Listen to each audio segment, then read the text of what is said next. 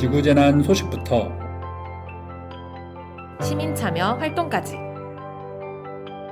기후위기에 대한 거의 모든 것. 기후시민백과가 소개해드립니다.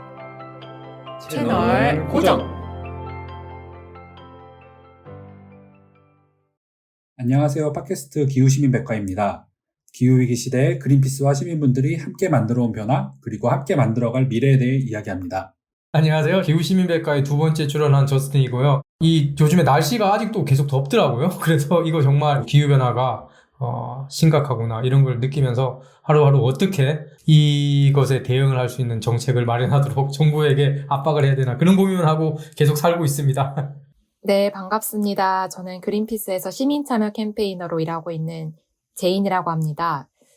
앞서서 저스틴쌤께서는 안 지나서나 일 생각, 기후위기 대응 생각하신다고 했는데 저는 잘 쉬고 왔습니다. 덕분에 휴가 잘 보내고 돌아와서 에너지가 아주 빵빵합니다. 휴가 때 뭐 하셨어요? 좀 등산을 좀 많이 했습니다.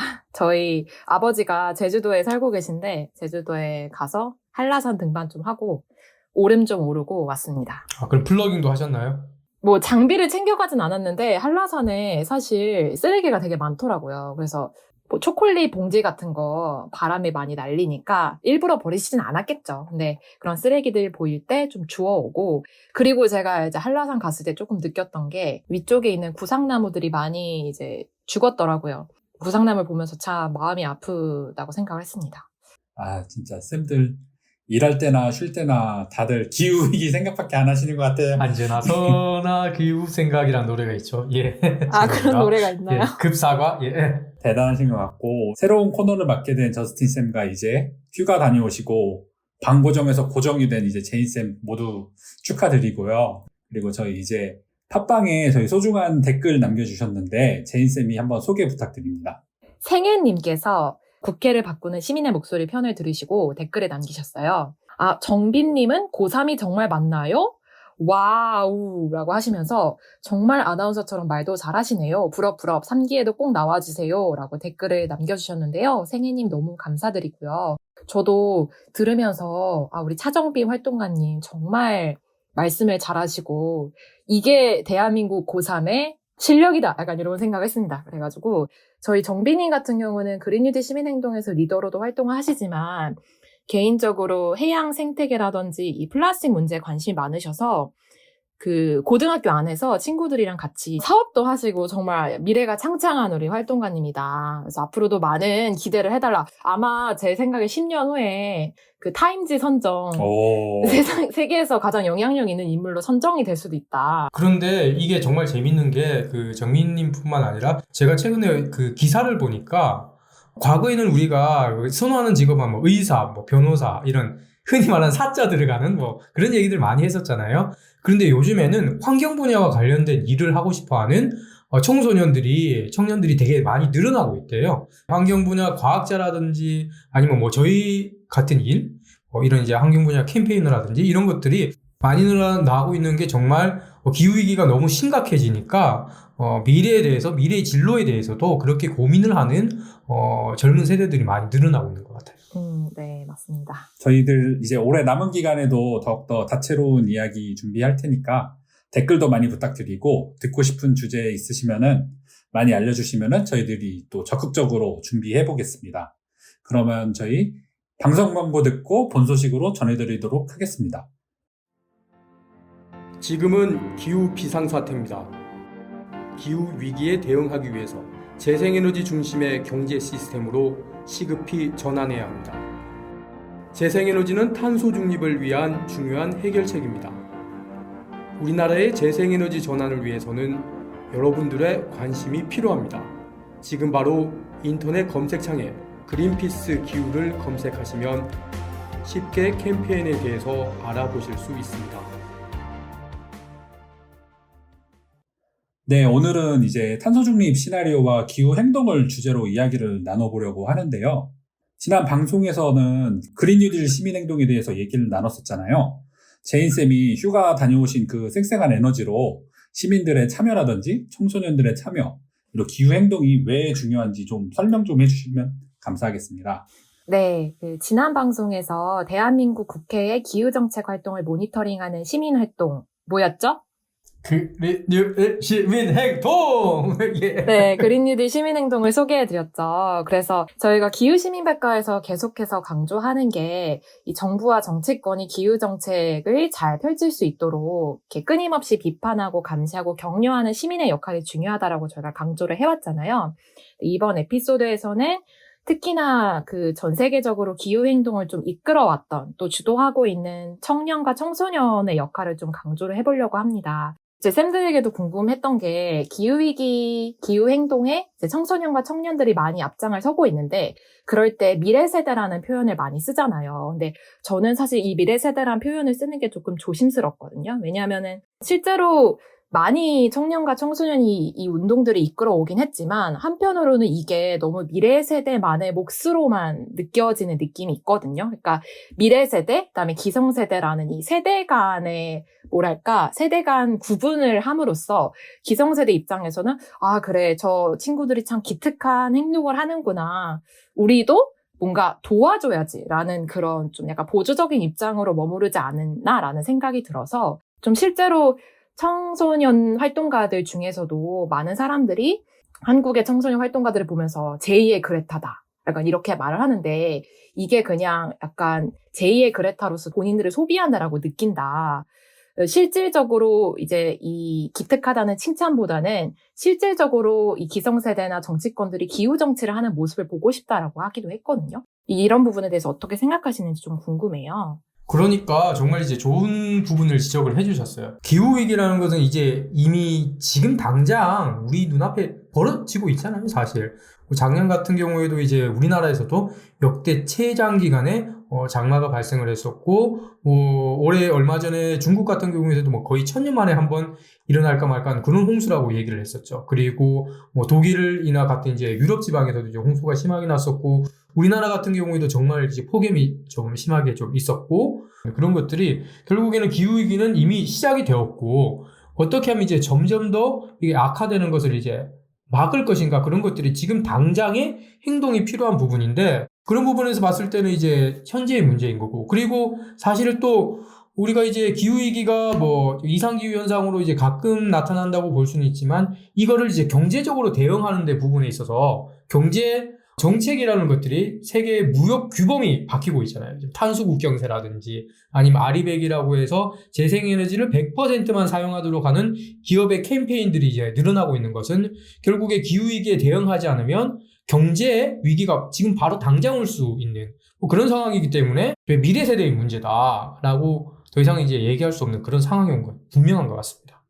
네, 저도 정말 공감이 가는 게 지금 기후위기 문제가 모두에게 직면한 현재의 위기인 거잖아요. 그러다 보니까 아까 얘기했던 그런 경제의 위기도 있는 거고, 그렇기 때문에 기후위기의 이 위협을 받고 있는 당사자라는 인식이 좀 더 중요한 것 같습니다.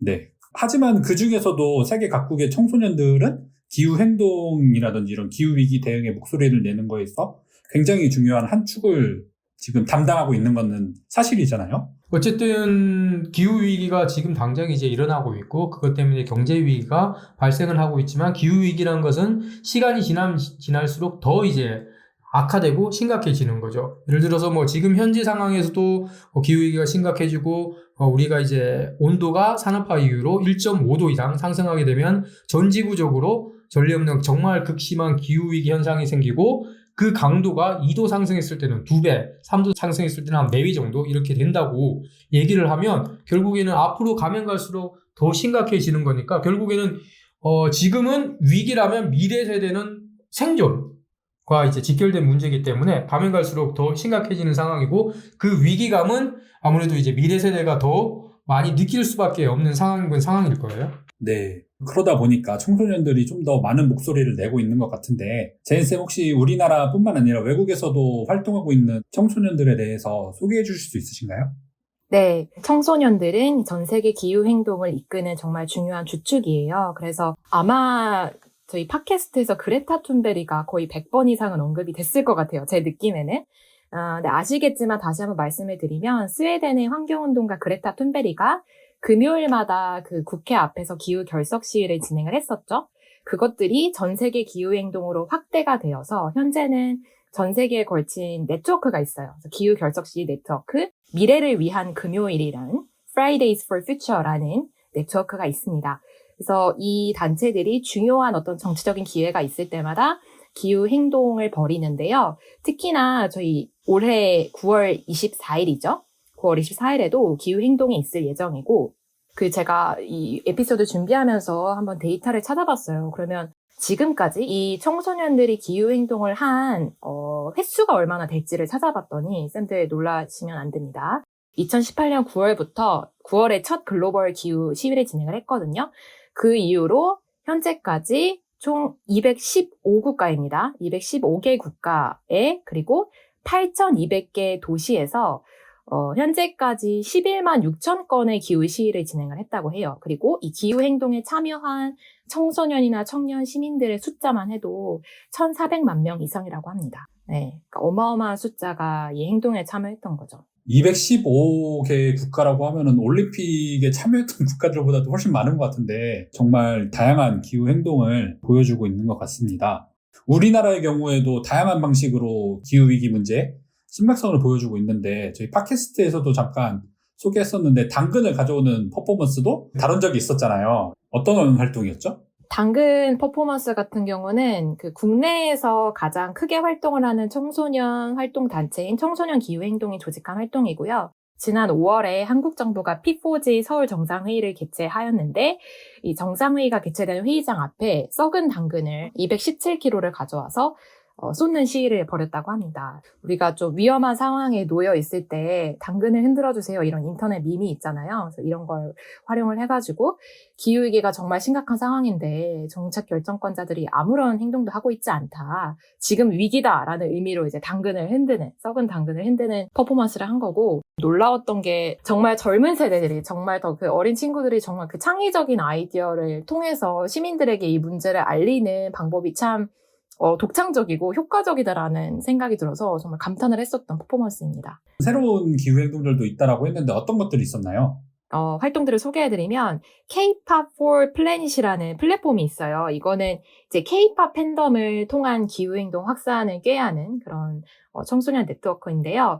여러분들 아시다시피 K-pop 팬덤이 한국뿐만 아니라 아시아 전 세계에 걸쳐서 어마어마한 규모로 있잖아요. 그래서 이 청소년들이 생각한 게, 요즘에 K-pop 아티스트나 팬덤이 되게 선한 영향력을 강조를 하는데 왜 기후 분야에서는 못할 거 없지? 우리도 한번 해보자! 라고 해가지고, 정말 국제적으로 팬들과 연대하고자 하는 취지로 조직이 된 플랫폼이라고 보시면 되고, 현재는 인스타그램과 같은 SNS 채널을 통해서 주로 활동을 하고 있어요. 그래서 이 팟캐스트 들으시는 분들도 K-pop for Planet 검색하시면 인터내셔널 계정이랑 한국 계정 둘 다 있거든요. 다 들어가셔서 보실 수 있는데 되게 다양한 활동을 해요. 예를 들어서 K-pop 아티스트의 기후위기 대응 활동을 홍보를 하기도 하고, 그다음에 G7과 같은 중요한 정치적 행사가 있을 때는 트위터 총공이라고 하죠. 그런 총공을 같이 하기도 하고, 그다음에 팬클럽이 진행하는 의미 있는 환경보호 활동을 소개를 하기도 하는데, 최근에 제가 눈여겨본 캠페인 같은 경우는 No K-pop on a Dead Planet이라고 해서 죽은 지구에 K-팝은 없다. 그래서 되게 멋있는 프레이즈죠. 캐치프레이즈를 가지고 하는 캠페인인데, 이게 엔터테인먼트사를 대상으로 한 캠페인이에요. 사실 이제 아티스트가 이런 기후위기 대응 활동에 참여를 하고 싶어도 대형 엔터테인먼트사가 변하지 않으면 또 한계가 있을 수 있잖아요.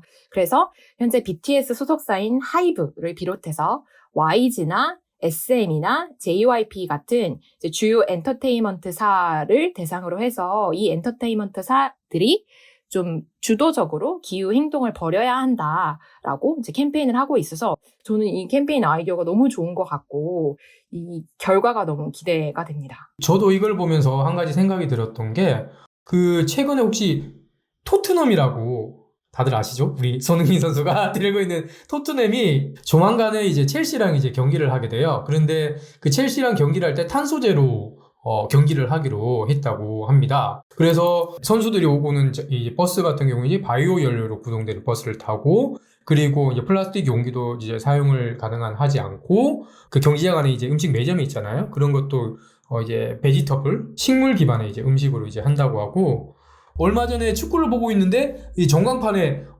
K리그가 탄소 중립 리그를 한다. 그래서 깜짝 놀랐거든요. 그래서 뭐 이제 K리그에서도 이제 탄소 배출량 평가를 실시하거나 팬들하고 같이 이제 친환경 캠페인을 확대하고 일회용품을 이제 줄이겠다. 그렇게 얘기를 하고 있고, 다만 저는 좀 여기에서 꼭 우리가 짚고 넘어가야 될 게, 이런 구단들이 단지 이제 리그의 이미지 아니면 자기 구단들의 이미지를 위해서만 하는 것이 아니라 실질적으로 탄소 중립을 가기 위해서 경기장에서 사용하는 전력도 재생에너지 전력을 사용을 한다든지 절감을 하려는 실질적인 노력을 좀 기울여야 되겠죠. 그래서 조금 이런 선언과 함께 이런 게 전 사회적으로 좀 선언이 확대되고 있는 게 너무 반가운 소식인 것 같고, 그 선언과 함께 실질적인 행동으로도 좀 이어졌으면 좋겠어요. 요즘은 K리그를 유튜브 플랫폼에서도 많이 보잖아요. 그렇죠. 그러다 보니까 거기서 처음 발견하게 되었는데, 정말 시민들이 쉽게 접근할 수 있는 그런 곳부터 이렇게 탄소 중립 이야기를 시작하는 것도 정말 좋은 시도인 것 같습니다. 결국에는 뭐 우리 사회가 어쨌든 인식은 전반적으로 모두가 이것이 다 기후위기 문제가 우리 모두의 문제라는 것을 좀 인식하고 있다는 것은 확실하게 느껴지는 것 같습니다. 네, 정말 이렇게 청년이라든지 청소년들이라든지 이런 새롭고 다양한 창의적인 방식으로 기후행동을 이어가고 있는데요. 최근에는 특히 탄소중립위원회에서 2050 탄소중립 시나리오를 내놨었는데, 이거에 대해서 이제 대안으로 청년 단체들이 기후중립 시나리오를 또 제안을 했다는 이러한 내용을 가지고 오늘 이야기를 좀 더 나눠보면 좋을 것 같은데, 우선은 그러면은 제일 중요한 탄소중립 시나리오에 대해서도 한번 얘기를 해보면 좋을 것 같아요. 저희 이제 그린 뉴딜 한라인 출신의 팟캐스트 출연자이신 저스틴 쌤께서 좀 짧게 요약을 해주실 수 있으실까요? 대략적인 내용은 아시겠지만 기본적으로 탄소 중립 아닌 탄소 중립 시나리오, 그렇게 이제 한마디로 좀 정의를 할 수가 있을 것 같고요. 지금 총 탄소 중립 시나리오가 탄소중립위원회에서 총 3개가 나왔어요. 1안, 2안, 3안이 나왔는데, 1안, 2안은 정부에서 이제 중심이 돼서 이제 만들었던 안이고, 3안은 탄소중립위에 들어가 있는 이제 민간위원들이 있습니다. 한 70명 정도 되시는 분들이 있는데, 그분들이 좀 중심이 돼서 제안을 했던 안이에요. 그러니까 탄소중립 1안과 2안을 보면 순 배출량이 1안은 2,500만 톤, 2안은 1,800만 톤을 배출을 하는 겁니다. 그리고 3안은 순 배출량이 0인 거죠. 그러니까 이거는 순 배출을 하면서 탄소 중립 시나리오라고 하는 거예요. 외국 사람들도 다 탄소 중립을 해야 되는 거잖아요. 전 세계가 탄소 중립을 위해서 노력을 해야 될 거잖아요. 그런데 우리나라에서 이거를 이제 하지 않고 외국에서 하려는 것 자체가 저는 조금 잘못됐다고 생각이 들고, 이 또 한 가지 문제가 뭐냐면, 우리 대통령이 우리나라가 탄소 중립을 하겠다고 한 거잖아요. 그 문재인 대통령님이 작년에 얘기를 했는데, 정부안이 탄소 중립이 아닌 안이 나왔다는 게 심각한 문제다라고 생각이 됩니다. 탄소 중립 시나리오인데 탄소를 배출하는 시나리오라는 게 약간 코미디 아닌 코미디 같긴 하거든요. 이 시나리오가 발표된 이후에 반응들은 어땠었나요? 일단 저희도 이제 이것과 관련해가지고 성명서를 냈었고, 그리고 이제 시민사회에서도 성명서를 냈었는데, 일단 저희 입장에서는 이게 너무 아쉽다. 그리고 특히 2가지의 탄소 중립이 아닌 안이 들어가 있다는 것 자체가 상당히 문제가 있고, 해외에서는 실제로 이제 그렇게 되고 있지 않다. 라는 것들을 이제 얘기를 많이 했었고요. 그리고 앞으로 바뀌어야 된다라는 얘기를 많이 했죠. 또 기후위기 비상행동 같은 좀 단체에서는 이 탄소 중립 시나리오에 대해서 아주 이제 문제가 많고 민간 위원들까지 사퇴를 해야 된다. 그렇게까지 이제 얘기를 나왔었죠. 탄소 중립과 관련된 전문가들이 모여가지고 만든 시나리오인데 아쉬움이 좀 많네요. 아무래도 그 전문가들이 만들었다고 하는데, 실제로 그 제가 조금 전에 얘기했던 것처럼 1안이랑 2안은 정부에서 만들었던 거예요. 그리고 이제 3안 같은 경우에 탄소 중립위에 들어간 민간 위원들 한 70명 정도 되는 분들이, 아니 이게 뭐냐, 1안과 2안에는 탄소 중립을 실현하는 안이 없으니까 3안이라도 탄소 중립을 실현하는 안을 이제 거기에 들어갔던 이제 민간 위원들이 이제 넣게 되는 거고, 결국에는 발표는 그래서 탄소 중립이 안 되는 안도 나왔기 때문에, 이거는 시민사회단체, 환경단체 입장에서는 비판을 안 할 수가 없는 거죠. 당연한 거죠. 외국에서도 탄소 중립 시나리오에 탄소 중립이 아닌 안도 있다라는 그런 설명이 있긴 했는데, 실제로 그게 아닌 것들이 또 밝혀졌었고, 그래서 이제 그런 부분, 그리고 탄소 중립 시나리오에 탄소 중립이 아닌 안들이 들어왔던 부분 때문에 상당한 비판을 받았었고, 저희 그린피스뿐만 아니라 많은 이제 시민단체들이 아예 탄소 중립위원회에 있는 민간위원들이 사퇴를 해야 된다. 그 정도까지 이제 얘기를 한 상황이고요. 뭐 이렇게 돼버리면 결국에는 이제 민간위원들이 탄소중립위원회에서 자신들의 독립적인 목소리를 내지 못하고 들러리만 되는 그런 모양새로 될 수가 있기 때문에 상당히 좀 우려스러운 그런 상황이라고 볼 수가 있고요. 사실 이제 영국 같은 경우에 오히려 이렇게 뭐 77명이나 이렇게 많지 않습니다. 그게는 기후변화위원회라고 탄소중립위원회랑 비슷한 조직이 있는데 오히려 과학자나 전문가들이 있고요. 그 사람들이 이 과학 기반으로 과학에 맞는 안을 영국 정부에 제시를 하면 영국 정부가 그걸 가지고 어떻게 정책을 만들지 판단을 하는 건데 우리는 오히려 정부 안을 탄중위에 얘기를 하고 탄중위가 심의 의결을 하니까 오히려 이제 정부가 과학에 맞지 않는 안을 얘기하고 그것을 심의 의결한 탄중위가 그 책임을 쓰게 되는 정부가 책임을 지지 않고 오히려 그런 모양새가 돼서 이게 정말 좀 안타까운 상황입니다. 제가 봤을 때. 이 안타까운 상황 속에서 이제 청년들이 나서가지고 그럼 이제 제가 한번 제안해 보겠습니다. 이러한 목소리로 청년들이 제안한 시나리오가 있다라고 들었는데요. 제인쌤 소개해 주실 수 있으신가요? 네.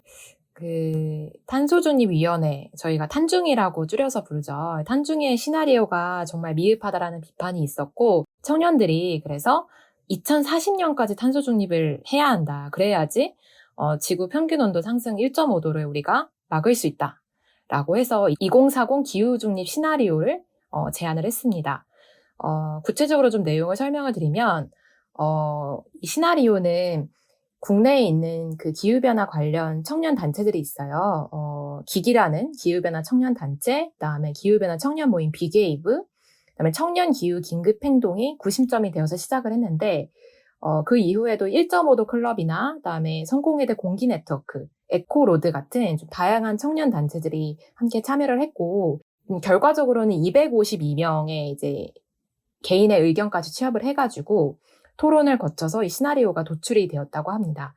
그래서 기본적으로는 아까 말씀드렸듯이 탄중이 시나리오 3개의 안이 너무나도 기후위기 현실에 미흡하고 또 중요한 부분이 그런 거예요. 그러니까 2050년까지 탄소 중립을 한다고 하는데 그 중간 목표가 빠져 있다. 2030, 2040년까지 중간 목표를 어떻게 설정할 것인지에 대한 로드맵이 없다라는 걸 그린피스도 비판을 했었죠. 그래서 그런 부분을 함께 다루어야 한다라는 취지 안에서 제안이 됐고요. 현재도 사실 그 많은 단체들과 개인들의 연명을 받고 있고 계속 시나리오는 좀 발전이 되고 있는 상황입니다. 저는 궁금한 게 탄소중립위원회에서는 탄소중립 시나리오라고 했잖아요. 근데 이번에 청년들이 제안한 시나리오는 기후중립 시나리오라고 하는데 혹시 이름이 왜 기후중립 시나리오인 건가요? 네, 저도 사실 기후중립이라는 그 용어를 이번에 처음 들어봤어요. 이게 이산화탄소뿐만 아니라 모든 종류의 온실가스, 그러니까 인위적인 형태의 온실가스, 예를 들어서 메탄이나 이산화질소 같은 온실가스까지도 순배출을 0으로 만들겠다라는 의미를 담고 있어요. 이게 탄소중립이라는 용어에서 좀 탄소라는 거에 우리가 집중을 하게 되면 그린피스도 사실 비판적인 입장을 갖고 있는 CCUS 같은 이산화탄소 포집 활용 저장 기술 같은 그런 기술에 좀 의존을 하게 될 수도 있는 그런 문제가 있는데 그거를 또 극복을 하고 그 다음에 모든 종류의 온실가스 배출을 0으로 만들므로써 좀 생태계 보전과 적응까지 포괄하는 조금 더 어떻게 보면 엄격하게 이 개념을 설정을 했다고 보실 수 있고요. 이 부분은 전문적인 지식을 갖고 계신 저스틴 쌤께서 부가적으로 설명해 주시면 어떨까 싶습니다. 기후중립이란 말은 이번에 처음 나온 말은 아니고요. 이미 EU에서 사용하고 있었던 말이에요. 그래서 EU에서는 우리가 흔히 이제 탄소중립 국가라고 이제 얘기를 했지만, EU는 이제 기후중립이라는 얘기를 이제 해왔던 거고요. 그래서 제인쌤께서도 얘기를 잘 해주셨는데, 이제 온실가스는 기본적으로 그 지구의 온난화를 미치는 가스를 다 온실가스라고 해요. 그래서 뭐 한 7개 정도가 이제 주로 관리 대상인데 뭐 그거보다 더 많을 수도 있는 거죠. 어떤 기체든지 온실 효과를 일으키면. 어쨌든 그 온실 기체 중에 탄소가 많이 씁니다. 뭐 메탄, 뭐 이산화탄소 이런 게 대표적인 탄소고, 뭐 이산화질소 같은 건 이제 당연히 탄소가 아닌 거죠. 그런 모든 거를 다 포함을 해서 없애야지 결국에는 우리가 온난화 현상을 막을 수가 있는 거죠. 그렇기 때문에 기후 중립이 오히려 더 이제 진보적이고 더 이제 저도 그게 맞다고 생각이 들고, 그리고 또 한 가지 흥미로운 점이 이제 2040년까지 기후 중립을 이루겠다고 했는데 역사적인 책임을 봤을 때 사실 우리나라 같은 경우에도 산업화 이후에 지금까지 온실가스 배출, 이산화탄소 배출 양이 한 전 세계 17위 정도가 돼요. 그러니까 이제 평균보다 훨씬 높은 거죠. 이 전 세계 평균적으로 2050년까지 탄소 중립을 해야 된다는 것이 사실은 모든 국가의 책임을 다 따져놓고 봤을 때 배출하고 있는 양이라든지 여태까지 배출했던 양이라든지 선진국들이 더 많이 줄여야 되는 게 이게 좀 공평한 거잖아요. 그렇게 봤을 때 우리나라는 2050년이 아니라 사실은 그거보다 훨씬 더 빨리 탄소 배출 제로 더 나아가서 기후 중립으로 가야 되고, 지금 기후 중립은 기업에서도 오히려 이제 탄소 중립을 더 나아가서 기후 중립 이런 얘기를 하는 기업들도 있습니다. 아까 제인쌤이 기후 행동을 했던 국가가 200국가가 넘는다라고 했는데 그 중에서 17이면은 진짜 높은 순위라고 생각이 되거든요. 예, 지금 파리 협약에 가입된 국가가 제가 알기로 한 190여 개 정도가 되고, 이제 200개가 넘는 국가에서 청소년들이 기후 행동을 했던 게, 그러니까 파리 기후 협약 참여를 하는 그런 국가보다 더 많은 나라에서 지금 청소년들이 기후 행동을 하고 있는 그런 상황인 거죠. 그러면 우리 그 기후 중립 시나리오에 대해서 좀 더 자세하게 이야기를 해보면 좋을 것 같은데요. 시나리오는 어떤 내용이 구체적으로 담겨 있나요? 네, 우선 제가 좀 간단하게 설명을 드리면 IPCC 최신 보고서를 바탕으로 해서 한국이 지구 평균 온도 상승 1.5도를 낮추기 위해서 한국에 할당된 탄소 예산 있잖아요. 그 탄소 예산을 고려를 해서 하향식 접근법을 채택했다고 하는데, 이 부분은 저스틴 쌤께서 이따가 설명을 해주실 거고요. 2030년까지 한국의 온실가스 총 배출량은 2018년 대비를 해서 61%를 감축을 해야 한다. 라는 거. 그리고 2040년까지는 2018년 대비 97%를 감축해야 한다. 이렇게 감축을 하면 2040년까지 기후 중립을 달성을 할 수 있다라는 게 이 청년들의 제안인 거고요. 부문별로 이제 감축 방안이 있어요. 근데 좀 대표적인 거를 말씀을 드리면, 이렇게 2040년까지 기후 중립 상태를 달성을 하려면 2030년까지, 그러니까 지금으로부터 9년 후인 거죠. 그때까지 모든 석탄 발전소 가동을 중단을 해야 되고, 그다음에 2030년까지 재생에너지 발전 비중을 50% 이상으로 확대. 그다음에 2035년에는 모든 종류의 화석 연료 사용을 중단을 해야 된다라는 거. 그다음에 2030년 이전에 내연기관차 판매를 중단해야 한다라는 좀 부문별로 우리가 달성해야 하는 중간 목표를 제안을 했고요. 그다음에 제가 좀 집중한 부분은 이 시나리오를 제안을 하면서 다양한 시민들의 의견을 청취하셨다고 하셨잖아요. 이 토론 과정을 통해서 도출된 그 비전이 있습니다. 청년들이 생각하는 청년 시나리오의 비전인데, 회복력 있는 지구, 일상을 지키는 사회, 희망을 꿈꾸는 삶이라는 좀 큰 비전과 가치를 바탕으로 세운 것이라고 설명을 하는데, 저는 이 중에서 좀 일상을 지키는 사회라는 부분에 좀 공감을 많이 했어요. 그러니까 이제는 기후위기라든지 또 기후위기로 인해서 많은 이상기변 현상들이 좀 비정상적이고, 그러니까 희귀한 현상이 아니라 이제는 일상을 침범하는, 일상을 침해하는 되게 자주 일어나는 현상으로까지 좀 발전을 했잖아요. 그러니까 그런 걸 봤을 때 더 이상 기후위기가 일상을 지키기 힘들 정도로 우리에게 가까이 다가왔고, 그래서 이 기후 중립 시나리오를 제안하는 게 막 우리가 뭔가 큰 어떤 업적을 세우고 뭔가 멀리 있는 미래를 지키기 위한 게 아니라 지금 당장 내 일상을 지키기 위한 것이다라는 좀 걸 얘기했다는 점에서 저는 되게 마음에 와닿았고, 정말 우리가 이거를 시나리오로만 받아들이는 게 아니라 정말 구체적인 이행 방안으로까지 우리가 생각을 해야겠다라고 저는 좀 받아들였었습니다. 네, 진짜 일상을 지키기 위해서 이 시나리오가 진짜 구체적인 로드맵으로 바뀌기를 좀 소망을 합니다. 그리고 아까 인상 깊었던 부분이 그 2040 시나리오이지만 2030년까지 중간 목표라는 것들이 있다라는 게 굉장히 인상 깊었던 것 같은데, 저스틴 쌤께서 보시기에는 이 기후 중립 시나리오에서 좀 주목해야 될 점이 있다라면 어떤 것들이 있을까요? 한스 쌤께서 얘기해 주셨던 것처럼 중간 목표가 있다는 게 인상이 깊었고, 사실 탄소 중립 시나리오가 우리가 왜 탄소 중립 시나리오를 만드나요?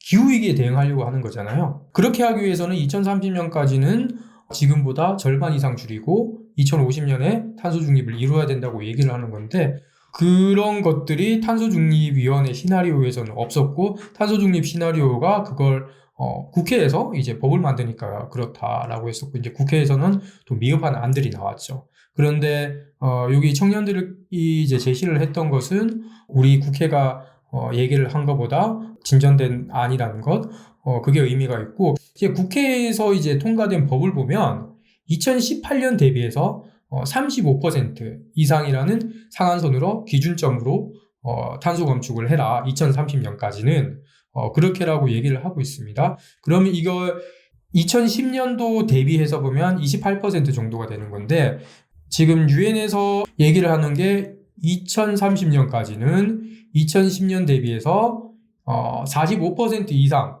줄여야 된다라고 얘기를 합니다. 그런데 2010년 대비해서 28% 정도 감축되는 게 우리 국회에서 냈던 그 안이죠. 그렇기 때문에 우리 국회가 많이 부족한 것을 청년들이 얘기를 했던 게 2018년 대비해서 61%, 그리고 이걸 2010년으로 환산을 하면 55% 정도 감축을 하는 겁니다. 그래서 어느 정도 우리가 가지고 있는 이제 역사적인 책임, 이런 부분을 감안을 해서 좀 2030년 감축량을 이제 정한 것 같고요. 그런 면이 조금 중요한 면이라고 생각이 들고요. 2030년 감축 목표를 얘기를 한 거. 그리고 아까 제인쌤이 저한테 쓱 떠밀으시던데, 이제 상향식, 하향식 그렇게 하면 약간 이제 용어를 사용해서 좀 어렵게 느낄 수가 있는데, 한마디로 하향식이라는 것은 해야 할 만큼 줄이는 거고요. 상향식이라는 것은 줄일 수 있을 만큼 줄인다. 이렇게 이해를 하시면 될 것 같아요. 왜냐하면 하향식이라는 건 결국 과학이 기후재앙이야. 이렇게. 그러니까 이 정도 줄여야 돼. 우리가 얼마를 줄일 수 있을지는 몰라. 우리의 능력은. 그건 상관없고 우리가 줄일 수 있는 건 이거야. 아, 그래? 그러면 무조건 그렇게 가자. 이게 하향식인 거예요. 그런데 상향식이란 것은 우리가 줄일 수 있을 만큼만 줄이겠다. 그게 상향식인 겁니다. 그래서 지금 탄소중립위원회에서 나온 거는 거의 다 이제 이게 상향식인 거죠. 그러니까 이제 정부는 이거 말고는 우리 전제 이거 말고는 더 이상 못 줄여요. 그게 아니면은 당연히 0이 되는 시나리오가 무조건 나올 수밖에 없었겠죠. 그런데 그게 아닌 것은 여기서 줄여보고 여기서 최대한 줄여보고 여기서 최대한 줄여봤는데 안 됩니다. 그래서 이제 이렇게 나오는 건데, 사실은 저는 이 얘기를 들으면서 이런 생각이 듭니다. 4당 오락이라는 그 들어보셨어요? 안타깝지만 들어봤습니다. 대학 입시에 4시간 자면 붙고 5시간 자면 떨어진다는 정말 시대착오적인 용어죠. 그런데 지금 사실은 우리에게 4당 오락이 다시 필요해진 그런 시기가 된 거죠. 왜냐하면 지금 우리 정부는, 우리 사회는 만약에 우리가 줄일 수 있는 양이 이 정도밖에 없다, 그걸로만 간다면 그냥 5시간 계속 자겠다는 거예요. 5시간 자면 떨어질 게 분명한데 대학교에. 아니 그래도 나는 5시간 자야 되니까 5시간 잘 거야. 아니 야 그래서 5시간 자면 떨어지는데 그래도 5시간 잔다는 거예요. 그게 아니라 우리가 여태까지 해왔던 것을 포기하더라도 뭔가 시스템이라도 바꿔서 하면 합격을 할 수 있는 거잖아요. 그 기후위기 대응할 수가 있는 겁니다.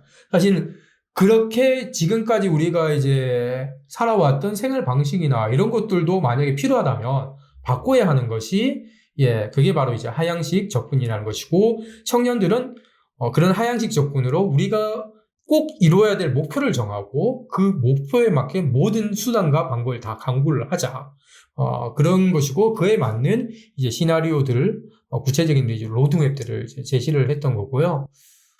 그리고 마지막으로 조금 또 흥미로웠던 점이 아까 얘기했던 기후중립이라는 용어 사용했던 거. 저는 이렇게 좀 3가지, 좀 온실가스 감축 목표가 2030년 목표가 나온 것, 그리고 감축 원칙이 상향식이 아닌 하향식인 것, 그리고 탄소 중립이 아닌 기후 중립이라는 용어를 사용한 것이 참 의미가 있고, 그리고 오히려 탄소 중립이 시나리오보다 더 나은 것 같습니다. 저도 그래서 이 기후중립 시나리오가 다시 이제 우리나라의 탄소중립위원회가 채택을 하고 이랬으면 정말 좋을 것 같은데, 시민사회에서는 혹시 이 기후중립 시나리오에 대해서 어떤 반응들이 있었나요? 네, 요거는 제가 직접 그 기후중립 시나리오 초안 작업을 하셨던 청년 활동가에게 문의를 했는데요. 일단은 그 2040 기후중립 시나리오 초안은 현재 그 탄소중립위원회에 제출이 된 상황입니다. 그리고 9월 1일에 공식적으로 발표가 되었고, 그 발표 시기에는 원래 13개 단체와 100여 명의 개인들이 이 시나리오에 연명을 한 상황인데요. 약 2주가 지난 상황이죠. 지금 현재 연명단체 수가 40여 개가 넘고, 여기 안에는 그린피스 서울사무소도 포함이 되어 있죠. 다음에 연명한 개인도 300여 명이 되었다고 합니다. 사실 지금 이 에피소드를 들으시는 청취자분들도 이 시나리오에 함께 연명을 하실 수 있거든요. 그래서 이런 식으로 계속 2040 기후중립 시나리오를 지지하는 시민들이 점점 더 많아지고 있는 상황이고요. 특히나 다양한 긍정적인 의견들이 있지만 아까 계속 저희가 강조했던 2030년까지 국가가 달성해야 할 온실가스 감축 목표를 좀 짚었다는 점. 그 다음에 그 저스틴 쌤께서 아주 잘 설명을 해주신 그 하향식 방법을 채택을 했다는 거. 청년 시나리오의 비전과 원칙에 되게 많은 공감대가 형성이 되었다고 생각을 하고, 저는 좀 개인적인 바람은 항상 이제 대선 시기나 뭐 총선 시기 오면 정치인들이 하는 거 있잖아요. 그 청년들이랑 만나가지고 간담회 갖고, 우리가 청년들 의견을 청취를 하겠다 하면서 결국에는 청취는 하는데 이제 이행으로 잘 안 이어지는 이런 게 있는데, 부디 이번에 정말 청년들이 각 잡고 시나리오를 내지 않았습니까? 이렇게 시나리오까지 짜줬는데 이거를 실질적으로 정말 탄중이가 반영을 해서 그 NDC 상향에도 좀 반영이 되었으면 하는 게 정말 저의 큰 바람입니다. 정말 이제 제인쌤께서 얘기를 잘 하셨는데, 지금 우리 국회에서 NDC 목표에 대한 이제 기준점을 얘기를 했잖아요. 그리고 나서 공은 이제 탄소중립위원회에 간 거죠. 탄소중립위원회가 NDC 목표를 정할 거고요. 그걸 우리 정부가 이번에 이제 캅26이라 해서 기후변화 당사자국 총회가 있습니다. 영국에서. 거기에서 이제 얘기를 할 거예요. 그걸 아니면 그 전이라든지.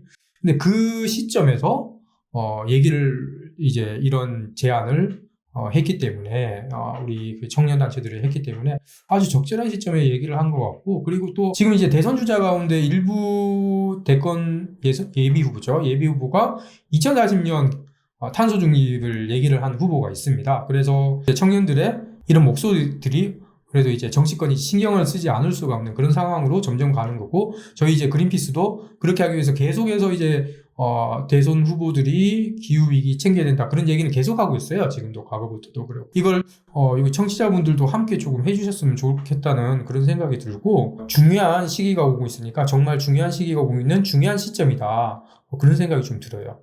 저스틴쌤께서 얘기하셨던 그 조별 과제 이제 중간 평가인 NDC 발표도 있고 내년 대선도 있고 이러다 보니까 이런 중요한 시기에 시민분들의 목소리라든지 참여가 많이 필요한 것 같은데, 네, 제인쌤의 이제 전문 분야죠. 이제 어떤 활동들이 저희 이런 시민분들이 참여할 수 있을까요? 우선은 어떤 행동을 하시든 그 방향이 되게 중요한 것 같아요. 그러니까 여러분들이 하실 수 있는 실생활에서의 실천을 하셔도 되고, 아니면 정치인들에게 조금 더 직접적으로 메시지를 전하셔도 되고, 시위에 참여하셔도 되지만, 그 모든 행동들의 그 방향은 기후위기 대응을 위해서 이 국가의 정책 방향이 바뀌어야 한다, 그러한 요구가 항상 들어가 있어야 하는 것 같아요. 그래서 기본법, 탄소중립 기본법 통과라든지, 그 아까 말씀해주신 당사국 총회라든지, 대통령 선거와 같이 좀 정치인들이 이럴 때 이제 시민들 가서 이제 길거리에서 만나시고 상당히 여론에 민감하잖아요. 그럴 때 이제 기후위기 대응에 시민들이 이렇게 관심이 많네?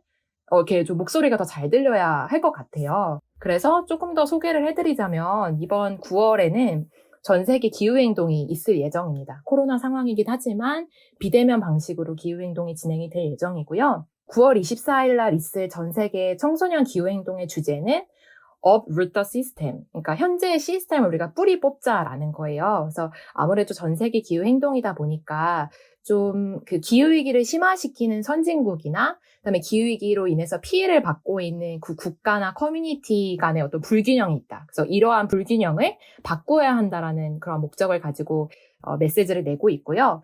국내에서도 그 기후위기 비상행동이나 청소년 기후행동이 기후행동을 준비를 하고 있습니다. 그래서 9월 24일에는 청소년 기후행동이 기후위기 관련한 시민 공론장을 연다고 하고요. 9월 25일에는 기후위기 비상행동에서 각자의 자리에서 할 수 있는 그 1인 시위를 진행을 한다고 해요. 그래서 전국 각지에서 참여하고 싶은 단체와 개인이 버스 정류장, 그다음에 지하철역 출입구에서 1인 시위를 진행을 할 예정이라고 하니까 혹시 참여하시고 싶은 청취자분들은 계시다면 이제 기후위기 비상행동 공식 채널을 통해서 신청을 하시면 되고요. 마지막으로 저희가 오늘 에피소드에서 계속 이야기했던 기후중립 시나리오 2040 청년 기후중립 시나리오에 연명하실 개인이나 단체들 계속 기다리고 있으니까 또 연명으로도 참여를 하시면 좋을 것 같습니다. 어떻게 참여할 수 있나요? 예, 그 빅웨이브라고 제인쌤께서도 단체 활동을 하시잖아요. 거기에 이제 인스타그램으로 찾으셔서 들어가시면 링크트리가 있더라고요. 그쪽으로도 이제 누구나 연명이 가능하세요. 아, 그리고 저는 지금 다른 단체에서 활동하는 것도 제인쌤께서 이제 소개를 해주셨지만 앞으로 우리 또 대선이 왔을 때 우리 그린피스가 또 중심이 돼서 시민 참여 캠페인을 하는 것이 정말 기대가 됩니다. 예.